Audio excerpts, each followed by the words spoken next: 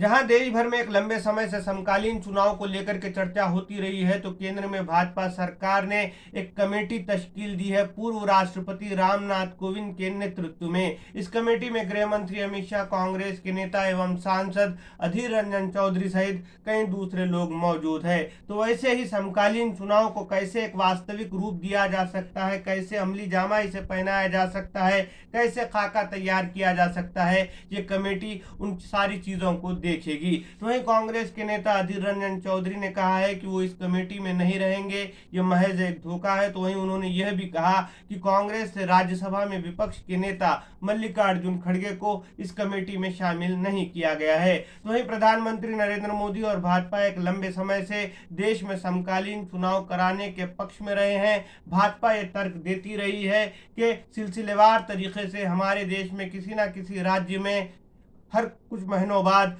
चुनाव होते हैं, विधानसभा के चुनाव होते हैं, जिसके चलते विकास कार्यों में रुकावट आती है, विकास कार्यों की घोषणाओं में रुकावट आती है चुनाव आचार संहिता के कारण। तो वहीं कई विपक्षी दल इन समकालीन चुनाव का विरोध कर रहे हैं। तो वहीं यह माना जा रहा है कि समकालीन चुनाव लोकसभा और विधानसभाओं के देश भर में एक साथ होंगे, तो भाजपा को ऐसा लगता है कि उन्हें इसका राजनीतिक लाभ प्राप्त हो सकता है। जहां हर चुनाव से पहले भाजपा एक विचारधारा आधारित मुद्दे को एक बड़ा मुद्दा बना करके चुनावों में उतरती है, तो उसका उन्हें लाभ मिलेगा और राज्यों के अलग अलग चुनावों में भी उन्हें उसका लाभ मिल सकता है, ऐसा भाजपा मान करके चल रही है। ये समकालीन चुनाव भाजपा के पक्ष में भी जा सकते हैं, भाजपा के विरोध में भी जा सकते हैं। तो वहीं विपक्षी दलों की तरफ से इसका विरोध किया जा रहा है और जहां वन नेशन वन इलेक्शन की बात भाजपा कर रही है, तो न सिर्फ लोकसभा और विधानसभा के चुनाव एक साथ कराने की बात हो रही है,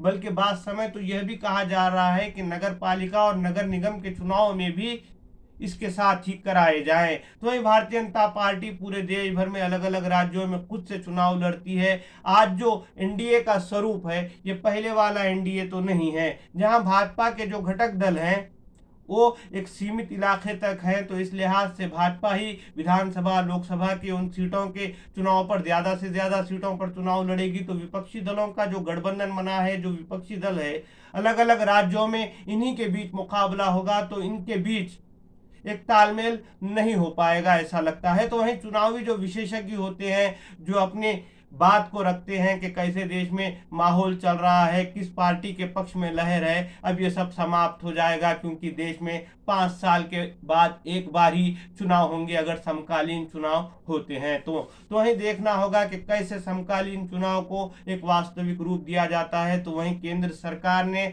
सितंबर की 18 से 22 तारीख तक एक खास सत्र, विशेष सत्र सदन का बुलाया है और संभव है कि समकालीन चुनाव पर इसमें चर्चा हो सकती है।